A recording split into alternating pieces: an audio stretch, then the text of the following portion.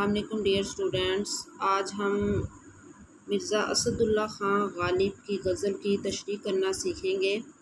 سب سے پہلے ہمیں اس بات کا پتہ ہونا چاہیے کہ غزل ہے کیا۔ ہماری تہذیب میں غزل کا ایک الگ ہی مقام ہے اور شعراء کی ایک بڑی تعداد نے اس صنف میں طبع آزمائی کی ہے۔ اقسام نظم میں یہ سب سے مشہور قسم ہے۔ غزل میں پہلے صرف عشق کے مضامین ہی استعمال ہوتے تھے، مگر اب اس میں ہر طرح کے خیالات نہایت عمدگی کے ساتھ بیان کیے جاتے ہیں اور غزل کے ہر شعر کا الگ خیال ہوتا ہے۔ ہر شعر میں ایک بات یا مضمون ادا کرنے سے شعراء کو بھی آسانی ہوتی ہے اور سننے اور پڑھنے والوں کو بھی سمجھنا اور یاد کرنا آسان ہوتا ہے۔ اور غزل کے اشعار کی تعداد مقرر نہیں ہوتی، عام طور پر 5، 7، 9 یا 11 اشعار پر مشتمل غزلیں کہی جاتی ہیں۔ ابھی میں جو آپ کو تشریح کرنا سکھاؤں گی وہ مرزا اسد اللہ خان غالب کی غزل ہے۔ دل ناداں تجھے ہوا کیا ہے، آخر اس درد کی دوا کیا ہے۔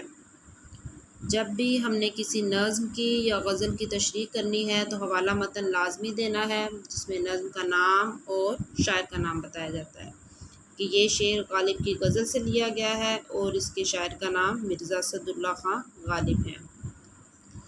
اب اس شعر میں مرزا اسد اللہ خان غالب بیان کر رہے ہیں کہ عشق ایک لا علاج مرض ہے اور اس بیماری کی دوا آج تک دریافت نہیں ہوئی، اور اس مرض میں جو انسان مبتلا ہو جاتا ہے اس کا دن کا چین اور رات کی نیند ختم ہو جاتی ہے اور کسی لمحے اس کو کوئی قرار نصیب نہیں ہوتا۔ تو شاعر بھی اپنے آپ کو مخاطب کرتے ہوئے کہہ رہے ہیں کہ اے ناسمجھ دل تجھے کیا ہو گیا ہے، اس حقیقت کو جاننے کے باوجود کہ عشق ایک پرخطر راستہ ہے تو اس راستے پر چل پڑا۔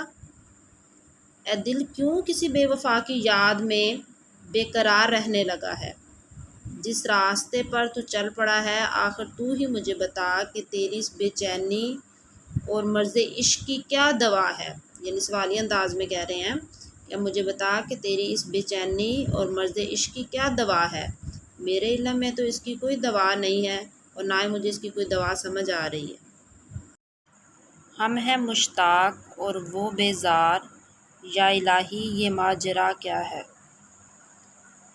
اس شعر میں مرزا اسد اللہ خان غالب کہہ رہے ہیں کہ عاشق تو ہر وقت اپنے محبوب سے ملنا چاہتا ہے، جبکہ محبوب کا رد عمل اس سے برعکس ہوتا ہے۔ وہ اپنے محبوب کی محبت کا جواب بے رخی سے عموماً دیتا ہے، اور شاعر اپنے محبوب سے ملنا چاہ رہا ہے اور چاہتا ہے کہ اس کا محبوب ہر وقت اس کے سامنے رہے اور اپنے محبوب کو اپنے دل کی کیفیات بتائے، اور اس کا محبوب اس سے ملنے پر آمادہ نہیں ہے، وہ اس سے اکتایا ہوا ہے اور شاعر کو اب سمجھ نہیں آ رہا کہ آخر یہ کیا قصہ ہے۔ چنانچہ پھر شاعر بے خودی میں اللہ تعالیٰ سے پوچھ رہا ہے کہ اے اللہ تعالیٰ یہ کیا قصہ ہے، میں تو دل کی گہرائیوں سے اپنے محبوب کی قربت کا خواہش مند ہوں، لیکن میرا محبوب مجھ سے اتنا اکتایا ہوا ہے۔ اور پھر شاعر کہہ رہے ہیں کہ میں اپنا معاملہ اللہ کے حضور پیش کرتا ہوں کہ وہی میری مدد کرے، یہ کیا معاملہ ہے، یہ کیا قصہ کہانی ہے۔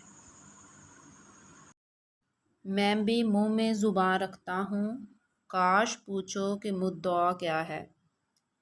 اس شعر میں شاعر اپنے محبوب کی بے رخی اور لاپرواہی کا ذکر کرتے ہوئے کہہ رہے ہیں کہ میرا محبوب مجھ سے بات نہیں کرتا، میری کسی بات کا صحیح سے جواب نہیں دیتا۔ تو شاعر کہہ رہے ہیں کہ میرے دل میں بھی ہزاروں خواہشات ہیں اور میں اپنی ان خواہشات کا ذکر اپنے محبوب سے کرنا چاہتا ہوں۔ میرے منہ میں بھی زبان ہے اور میرے دل میں ہزاروں تمنائیں اور آرزوئیں ہیں، اور میں اپنی اس کیفیت کا ذکر اپنے محبوب سے کرنا چاہتا ہوں، لیکن میرا محبوب میری اس کیفیت سے غافل ہے۔ اس لیے پھر شاعر حسرت بھرے انداز میں کہہ رہے ہیں کہ کاش میرا محبوب مجھ سے میرے دل کا حال پوچھے کہ میرے دل میں اس کے لیے کیا کیا خواہشات ہیں۔ امید ہے کہ آپ کو ان اشعار کی سمجھ لگ گئی ہوگی۔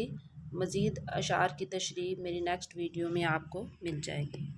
اللہ حافظ۔